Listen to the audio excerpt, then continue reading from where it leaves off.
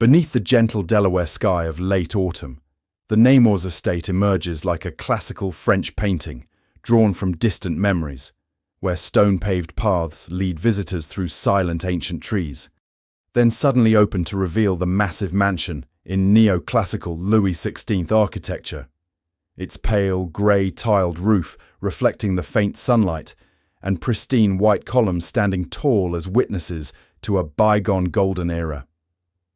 This estate, spanning more than 200 acres along the peaceful Brandywine River in Wilmington, was once the great pride of the DuPont family, a lineage that wrote the history of American industry through gunpowder mills along the Brandywine since the 19th century.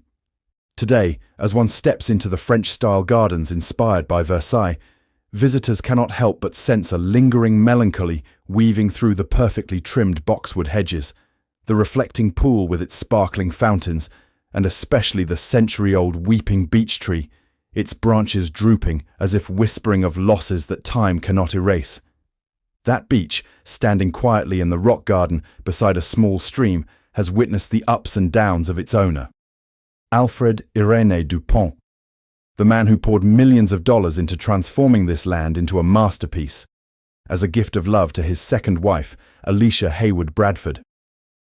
Built from 1909 to 1910 by the renowned architects Carrère and Hastings, the Nemours Mansion, with its 77 rooms spanning nearly 47,000 square feet, houses precious 18th-century artifacts, from a Louis XVI musical clock to coronation chairs of King George VI, all speaking to Alfred's wealth and refined aesthetic taste.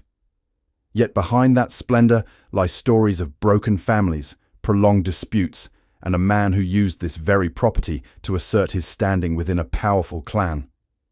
The gardens, with their main axis stretching a third of a mile from the mansion's facade, include the Maze Garden with the Statue of Achievement, the Temple of Love featuring Houdon's Diana, and the Sunken Gardens designed by Alfred's son, all evoking the Petit Trianon at Versailles, a French dream amid American soil. Nevertheless, today, as Nemours opens its doors to the public under the management of the Nemours Foundation, visitors do not merely admire the beauty but also feel a heavy silence, as if the estate still carries the regrets of the past, where the DuPont family's former pride now leaves only drooping branches mourning in the wind. Alfred Irénée du Pont was born in 1864 in the Brandywine Valley, into a family tied to gunpowder and industry since the generation of his ancestor Pierre Samuel Dupont de Nemours, who fled the French Revolution to America. His childhood was marked by tragedy. His mother suffered from mental illness and died young. His father succumbed to tuberculosis just a month later, leaving 5 orphaned siblings in Swamp Hall. Alfred was sent to prestigious boarding schools, then attended MIT, but dropped out to work at the family company E.I. Dupont de Nemours and Company, where he quickly became a leading expert in explosives with over 200 patents. In 1902, when the company faced the risk of being sold to rivals, Alfred, along with cousins Coleman and Pierre, bought it back for $15 million, turning it into a modern chemical empire. But underlying tensions began to simmer, leading to disputes lasting over a decade. In his personal life, Alfred married his first cousin Bessie Gardner in 1887, fathering 4 children, but the unhappy marriage ended in divorce in 1906, with him evicting his wife and children from Swamp Hall on a week's notice before demolishing the old house to erase the memories. Soon after, he married Alicia Hayward Bradford, the former wife of his secretary, in a union that caused major scandal within the family due to their prior affair. To compensate and affirm his love, Alfred decided to build Nemours, a lavish French mansion on 300 acres of purchased land, costing over $2 million at the time, equivalent to more than $50 million today. He named it after his ancestral town in France and turned it into a private paradise with Versailles-style gardens, fountains, ancient statues, and opulent interiors imported from Europe. Alicia lived there like a queen, though all 4 of their children died young, leaving silent grief. Nemours became a symbol of Alfred's pride, where he hosted lavish receptions, displayed vintage cars in the garage, and had the gardens meticulously detailed by his son, Alfred Victor Dupont, an architect trained in Paris. But beneath the beauty, family rifts deepened. Cousins viewed Nemours as excessive ostentation, and power struggles at DuPont gradually sidelined Alfred, forcing him to use the press for counterattacks and build a separate career in banking. As the 1910s passed, Nemours ceased to be merely a home and gradually became an isolated fortress amid family storms.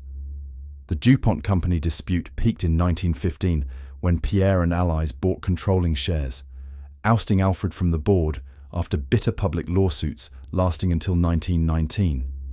Alfred, now having lost an eye in a hunting accident, felt betrayed by the very cousins with whom he had repurchased the company. To protect privacy and perhaps send a silent message, he had a 10-foot-high Brandywine granite wall built around the estate, over 3,000 feet long, around 1915-1916, topped with shards of broken glass, a detail inspired by medieval French architecture but quickly becoming a point of contention. Local legend and later books claim Alfred said the wall was to keep out intruders, mainly named DuPont, though no contemporary documents confirm it, only that it created an atrociously forbidding appearance, as some family members described.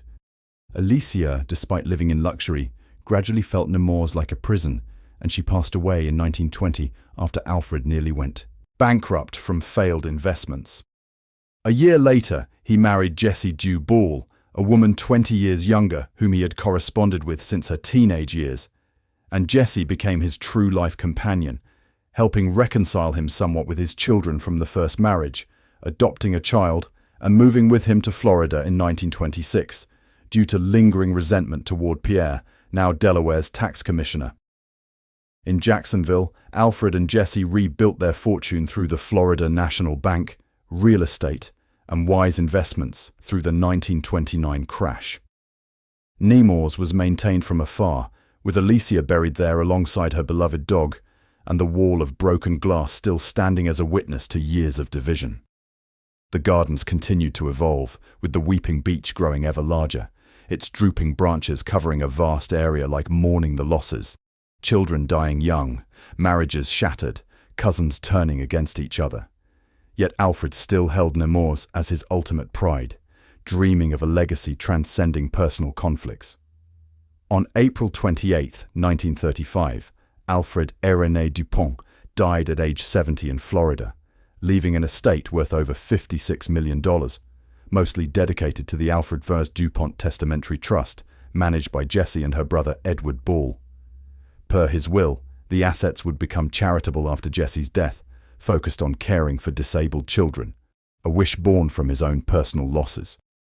In 1940, the Alfred Irénée du Pont Institute Hospital opened adjacent to Nemours, later growing into the extensive Nemours Children's Health System across multiple states. Jessie lived until 1970, skillfully managing the trust to extraordinary growth, though not without lawsuits from Delaware over asset allocation. Nemours was maintained throughout Alicia's life, though she died earlier, then became part of the public legacy. After a major $39 million renovation from 2005 to 2008, the estate opened to visitors in 2008, with the mansion restored authentically, gardens meticulously cared for, and the garage displaying vintage cars. Today, strolling along the reflecting pool with its 157 water jets, past the colonnade memorializing ancestors, or standing beneath the massive weeping beech with branches drooping like a natural dome, one cannot help but reflect on the journey from personal pride to humanitarian legacy. Nemours was once a symbol of Alfred's wealth and love for Alicia, but it also bears the marks of tragedies, broken families, prolonged disputes, the wall of broken glass as a reminder of division. Though no true curse exists, the estate evokes a profound sadness, the sorrow of a man who lost parents young, lost children, lost cousins in strife, and ultimately chose philanthropy to heal. Only the drooping branches remain, whispering of the past in the wind, while the mansion stands resplendent, welcoming new sunlight, proving that from the greatest losses, sometimes the most enduring legacies emerge for future generations.